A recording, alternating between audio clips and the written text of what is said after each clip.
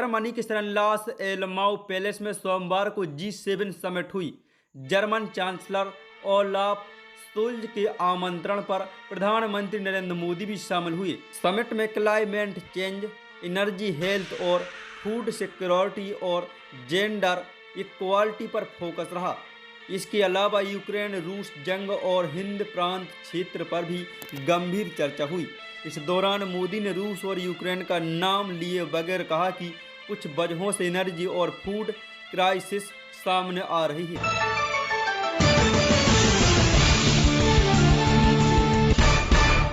रूस ने यूक्रेन के क्रेमेंचुक शहर के एक शॉपिंग मॉल पर मिसाइल दाग दी। इस हमले में अब तक 16 लोगों की मौत हो गई, जबकि 59 से ज़्यादा लोग घायल हैं। जिस वक्त हमला हुआ उस समय मॉल में 1000 से ज़्यादा लोग मौजूद थे। मंगलवार सुबह इमरजेंसी सर्विसेज की चीफ ने हमले की जानकारी दी। उन्होंने बताया कि 25 लोगों को अस्पताल में भर्ती कराया गया है। घायलों की हालत नाजुक बनी हुई है। मरने वालों का आंकड़ा बढ़ सकता है।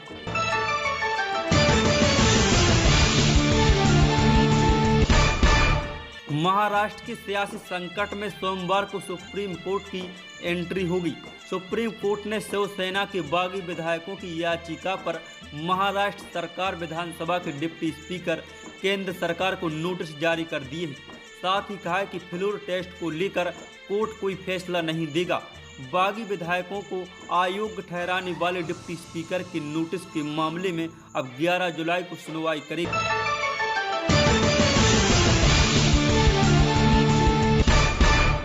मुंबई के कुर्ला के नाइक नगर इलाके में सोमवार देर रात एक 4 मंजिला इमारत गिर गई।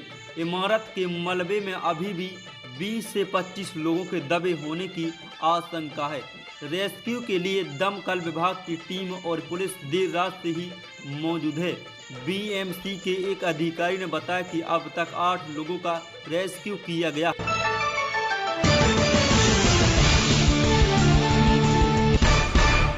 लोकतंत्र के मंदिर कहे जाने वाले संसद भवन के परिसर में इन दिनों बंदरों का आतंक मचा हुआ है।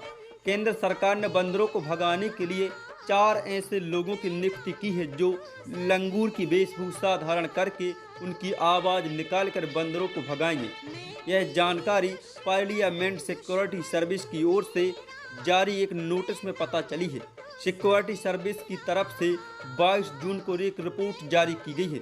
रिपोर्ट में कहा गया कि संसद भवन के परिसर में बड़ी संख्या में बंदरों की मौजूदगी देखी गई है। रिपोर्ट में भवन की देखरेख करने वाले कुछ कर्मियों के खान पान की बची हुई चीज़ों को खुले में फेंके जाने का भी जिक्र है।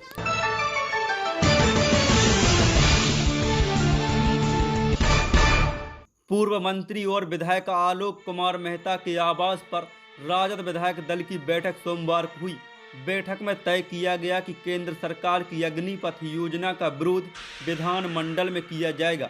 बता दें कि सोमवार को भी इसको लेकर व्यापक विरोध विधानसभा में किया गया। राजद विधायक दल की बैठक में रणनीति यह बनी कि संसद की प्रश्नोत्तर काल चलने दिया जाए, यानी अल्पसूचित प्रश्न और तारांकित प्रश्न के जवाब के समय राजद के विधायक किसी तरह का हंगामा नहीं करेंगे, लेकिन इसके बाद अग्निपथ का विरोध जारी रहेगा।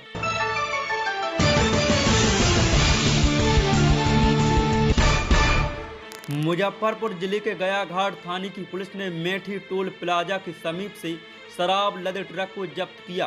ट्रक पर भारत सरकार बिजली बोर्ड ट्रांसफर लिखा है।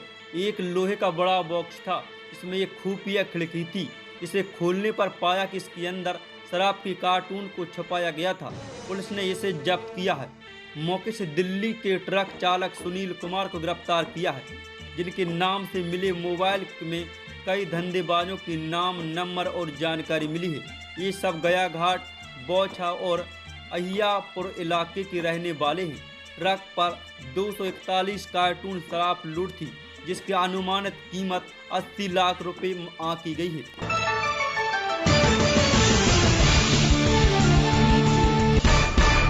पटना में अग्निपथ योजना पर सत्याग्रह कर रहे कांग्रेस नेता कन्हैया कुमार को विरोध का सामना करना पड़ा।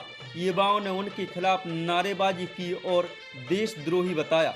इस पर कांग्रेस कार्यकर्ताओं और नारेबाजी कर रहे युवाओं के बीच मारपीट हुई। असल में कन्हैया कुमार जिस समय भाषण दे रहे थे, उसी दौरान एक युवक उनका विरोध करने लगा, उनके खिलाफ नारेबाजी की। इसके बाद बाकी युवाओं भी उग्र हो गए और नारेबाजी करने लगे। युवाओं का कहना था कि वो देश के खिलाफ बातें करते।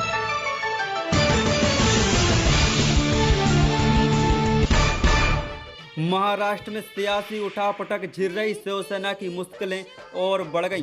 प्रवर्तन निर्देशालय यानी ईडी ने सांसद संजय राउत को समन भेजकर पूछताछ के लिए बुलाया है। राउत के नोटिस पात्रा चाल जमीन घोटाले के मामले में जारी किया गया है। उन्होंने मंगलवार यानी आज ही पेश होने के लिए कहा गया है।